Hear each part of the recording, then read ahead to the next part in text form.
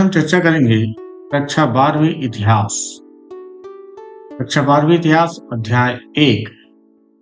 इसके कुछ बहुविकल्पी प्रश्नों को हम देखेंगे। अध्याय का नाम है ईंट मनके और अस्थियां। तो आइए प्रारंभ करते हैं। प्रश्न क्रमांक 1, हड़प्पा टीले का उल्लेख सर्वप्रथम 1826 ईस्वी में किसने किया था? A. William Burton, B. John Burton, C. Charles Mason, D. Sir John Marshall. इसका सही उत्तर होगा चार्ल्स मेसन ने हड़प्पा टीले का सर्वप्रथम उल्लेख किया था।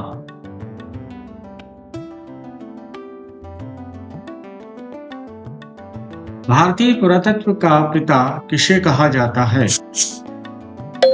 ए. लॉर्ड कर्जन को, बी. अलेक्जेंडर कर्निघन, सी. दयाराम साहनी, डी. लॉर्ड डलहौजी। भारतीय पुरातत्व का पितामह अलेक्जेंडर कर्निघन को कहा जाता है। भारतीय पुरातत्व के जनक अलेक्जेंडर कर्निघन। सिंधु सभ्यता की जुड़वा राजधानी थी। प्रश्न एक बार फिर, प्रश्न क्रमांक 3, सिंधु सभ्यता की जुड़वा राजधानी थी। ए. मोहनजोदड़ो चन्नूदंडो, बी. हड़प्पा लोथल, सी. हड़प्पा मोहनजोदड़ो, डी. लोथल कालीबंगा। इसका सही उत्तर है हड़प्पा मोहनजोदड़ो सिंधु सभ्यता की जुड़वा राजधानी थी। हड़प्पा का उत्खनन किया था। ए. जॉन मार्शल ने, बी. आर.डी. बनर्जी ने, सी. दयाराम साहनी ने, डी. एस.आर. राव ने। हड़प्पा सभ्यता का उत्खनन कार्य किया दयाराम साहनी ने 1921 में। मोहनजोदड़ो की खोज 1922 में किसने की थी? ए. दयाराम साहनी, बी. माधव स्वरूप वत्स, सी. रंगनाथ राव, डी. राखलदास बनर्जी। राखलदास बनर्जी ने मोहनजोदड़ो की खोज 1922 में की थी। सिंधु सभ्यता में हल का प्रमाण मिलता है। प्रश्न एक बार फिर, सिंधु सभ्यता में हल का प्रमाण मिलता है। ए. हड़प्पा में, बी. मोहनजोदड़ो में, सी. कालीबंगान में, डी. रोपड़ में। इसका सही उत्तर है कालीबंगान में सिंधु सभ्यता में हल के प्रमाण मिलते हैं। कालीबंगान में सिंधु सभ्यता के हल का प्रमाण मिलता है। कालीबंगान स्थित है ए. सिंध में, बी. बंगाल में, सी. प्रदेश में, डी. राजस्थान में। कालीबंगान स्थित है राजस्थान में। भारत के मानचित्र में देखते हैं कालीबंगान। कालीबंगान ये राजस्थान में हमें दिखाई दे रहा है। उसके साथ ही बनावली, राखीगढ़ी, कालीबंगान, इस प्रकार से कालीबंगान जो है भारत के राजस्थान राज्य में वर्तमान में स्थित है।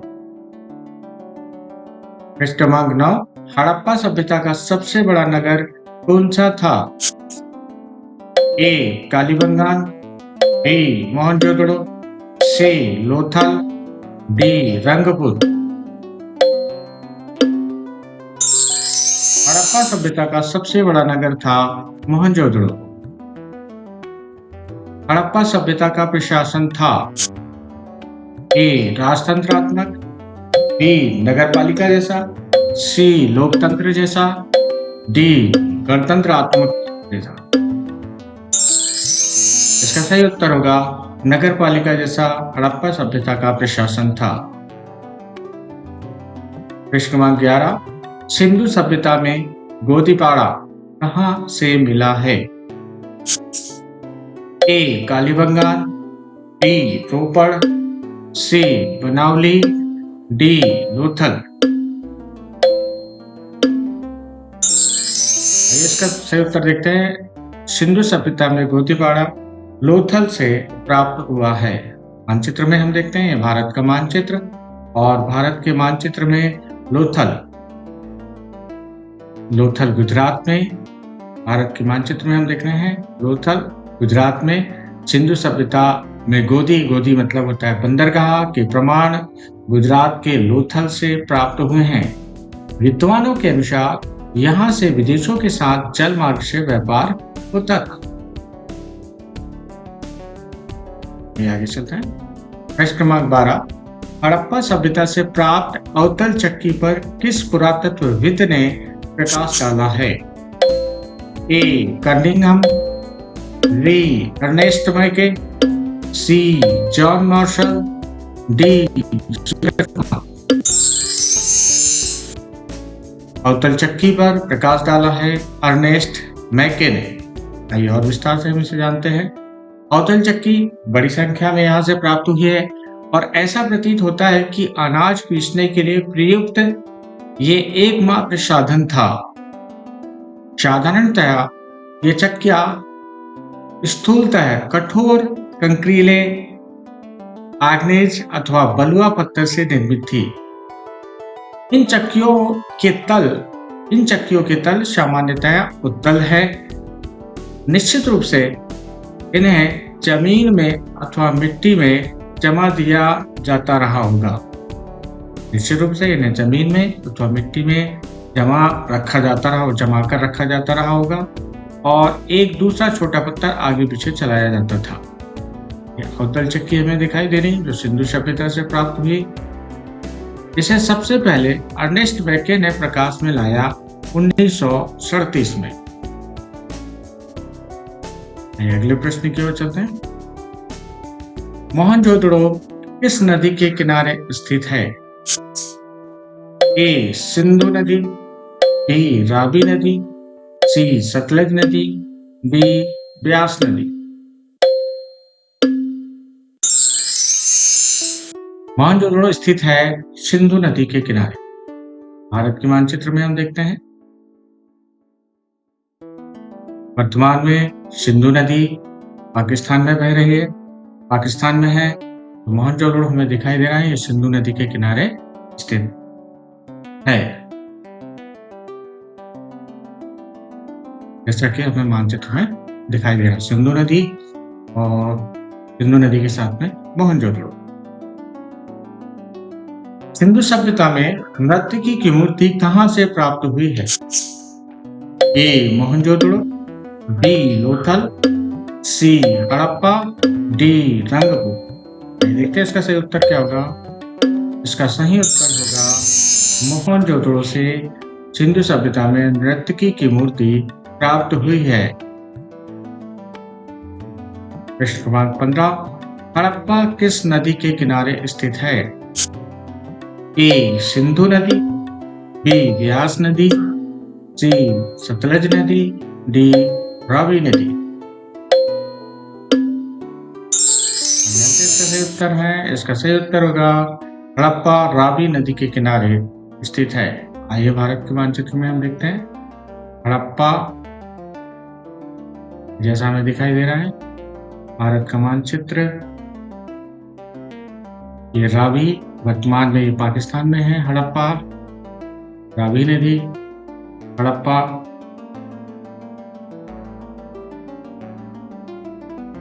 आइए अगले प्रश्न की ओर चलते हैं। सिंधु सभ्यता में विशाल स्नानागार के अवशेष कहां से प्राप्त हुए हैं? ए लोथल से, बी कालीबंगान से, सी हड़प्पा से, डी मोहनजोदड़ो से। इसका सही उत्तर होगा मोहनजोदड़ो से विशाल स्नानागार के अवशेष हमें प्राप्त हुए हैं। मोहनजोदड़ो विशाल स्नानागार, मोहनजोदड़ो से प्राप्त विशाल स्नानागार। आइए अगले प्रश्न की ओर चलते हैं। सिंधु सभ्यता में मटके बनाने के कारखाने कहाँ स्थित थे? ए चंडूदंडो, बी हड़प्पा, ए बनावली, डी मोहनजोदड़ो। सिंधु सभ्यता में मनके बनाने के कारखाने चन्नू-दंडो में स्थित थे। इसके अतिरिक्त लोथल, नागेश्वर, बालाकोट में चूड़ियां और मनके बनाने का कार्य किया जाता था और इन्हें हड़प्पा और मोहनजोदड़ो जैसे बड़े शहरों तक लाया जाता था। प्रश्न नंबर 18, सिंधु सभ्यता में तांबा कहां से प्राप्त होता था? ए खेतड़ी, बी गुजरात, सी मेसोपोटामिया, डी मिस्र।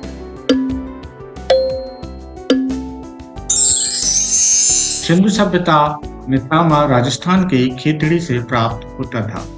इसके अतिरिक्त तांबा संभवतः अरब प्रायद्वीप के दक्षिण पूर्वी छोर पर स्थित ओमान से भी प्राप्त होता था, ओमान से भी लाया जाता था। प्रश्न नंबर 19, हड़प्पा सभ्यता के लोग निम्नलिखित में से किस पशु से संभवतः अपरिचित थे?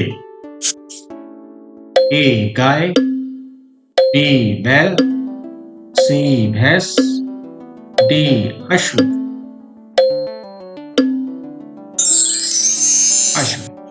सिंधु सभ्यता के लोग संभवतः अश्व से परिचित नहीं थे। प्रश्न नंबर 20, सिंधु सभ्यता के स्थल से जुते हुए खेत के साक्ष्य मिलते हैं। प्रश्न नंबर 20 प्रश्न एक बार फिर, सिंधु सभ्यता के स्थल से जुते हुए खेत के साक्ष्य मिलते हैं। ए रोपड़ से, बी कालीबंगान से, सी सुरतोगई से, डी बनावली से। जुटे हुए खेत के साक्ष्य कालीबंगान से प्राप्त होते हैं। साक्ष्य कालीबंगान से प्राप्त होते हैं। हड़प्पाई मोहर किस पत्थर से बनाई जाती थी? ए तांबा, बी सैलखड़ी, सी मिट्टी, डी जस्पर। हड़प्पाई मोहर सैलखड़ी से बनाई जाती थी। हड़प्पाई मोहर सैलखड़ी से बनाई जाती थी। प्रश्न नंबर 22, हड़प्पाई लिपि लिखी जाती थी। हड़प्पाई लिपि लिखी जाती थी। ए बाएं से दाएं ओर, ऊपर से नीचे की ओर, सी दाएं से बाएं ओर, डी उपरोक्त में से कोई नहीं। हड़प्पाई लिपि लिखी जाती थी दाएं से बाएं ओर। हड़प्पाई लिपि दाएं से बाएं ओर लिखी जाती थी। आज के लिए इतना ही। वीडियो देखने के लिए धन्यवाद।